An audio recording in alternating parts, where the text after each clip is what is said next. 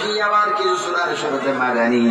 তার কারণ হলো আল্লাহর নবী যখন হেরা পর্বতের গুহার উপরে, কোরআন তখন হেরা পর্বতের গুহার মধ্যে, আল্লাহর নবী যখন সওর পর্বতের উপরে, কোরআন তখন সওর পর্বতের উপরে, আল্লাহর নবী যখন হুজরা মোবারকে, কোরআন তখন রাসূলে পাকের হুজরা মোবারকে, আল্লাহর প্রিয় নবী দু জাহানের বাদশা নবী মুহাম্মদুর রাসূলুল্লাহ সাল্লাল্লাহু আলাইহি সাল্লাম যখন মক্কা ছেড়ে মদিনাতুল মুনাওয়ারা হিজরত করলেন, কোরআনুল কারীম মদিনায় নাযিল হলেন।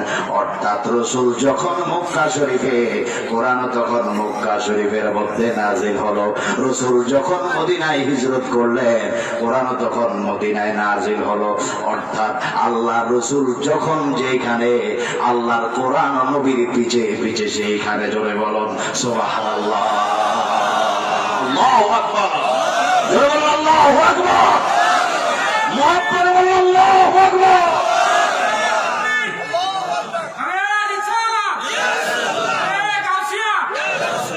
আলহামদুলিল্লাহ, আলহামদুলিল্লাহ। এদিকে আমাদের অন্তর খুশি হইল না বেজার হইল? নবীর সম্মান বাড়াইল কে? তো নবী কার? আমাদের। কার? আমাদের নবীর শান বাড়লে উম্মতের খুশি লাগে না?